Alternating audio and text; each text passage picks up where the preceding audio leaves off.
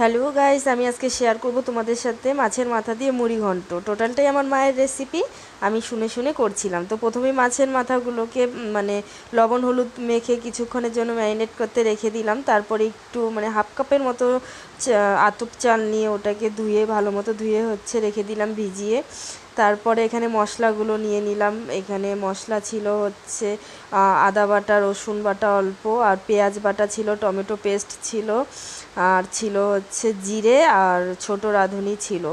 তো তারপরে আমরা এখানে ফোড়নে দিয়ে দিলাম কাঁচা শুকনো লঙ্কা আর তেজপাতা, জিরে। তারপরে এখানে এক এক করে পেস্টগুলো দিয়ে দিলাম। পেস্টগুলো দেওয়ার পরে মানে ভালো মতো করে কষিয়ে নিতে হবে। পেস্টগুলো না, শুধু এখানে সব কিছুই দিয়ে দিব এখন এক এক করে, তোমরা দেখতেই পাবে। তো প্রথমে পেস্টটা দিয়ে একটু নাড়াচাড়া করে নিলাম। তার কারণ হয়তো লেগে যাবে নিচে, ওর জন্য একটু নাড়াচাড়া করে নিলাম। তারপরে এখানে হলুদ দিয়ে দিলাম, তারপরে দিয়ে দিব লবণ, তারপরে এখানে দিয়ে দিব আলুগুলো, যে আলুগুলো কেটে রেখেছিলাম। আলুগুলো দেওয়ার পরে এখানে দিয়ে দিব আতপ চাল, যেটা আর কি ভিজিয়ে রেখেছিলাম ধুয়ে, ওটাই দিয়ে দিলাম। দিয়ে দেওয়ার পরে সুন্দর মতো একটু মানে কষিয়ে নিতে হবে। তো আমার এক হাত দিয়ে হচ্ছিল না জন্য আমি ক্যামেরাটা অফ রেখেছিলাম। তো মাছের মাথাটাও দিয়ে দিব সাথে। তো এখানে তিনটা আমি মিডিয়াম সাইজের মানে একটা মাথা ছিল গোটা আর একটা ছিল অর্ধেক, তো তিনটে টুকরো ছিল। তো মিডিয়াম সাইজ ছিল, অত বড়ও ছিল না আবার অতটা ছোটও ছিল না। তো দুজন খাবো, আমরা তো দুজন খাই, ওর জন্য এতটুকুই আমাদের তাই বেশি বেশি হয়ে যায়। তো এখানে ওটা দিয়ে তারপর টমেটো পেস্টটা দিয়ে দিলাম। টমেটো পেস্টটা দেওয়ার পরে সুন্দর মতো একটু কষিয়ে নিলাম।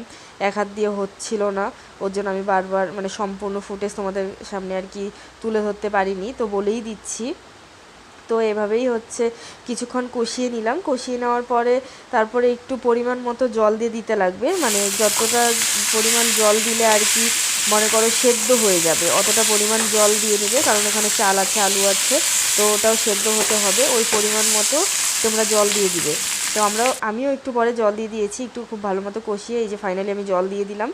তো জল টল দিয়ে তারপরে কিছুক্ষণের জন্য মানে ছেড়ে দেব, যাতে আর কি সেদ্ধ হয়। সেদ্ধ হওয়া পর্যন্ত ওয়েট করব।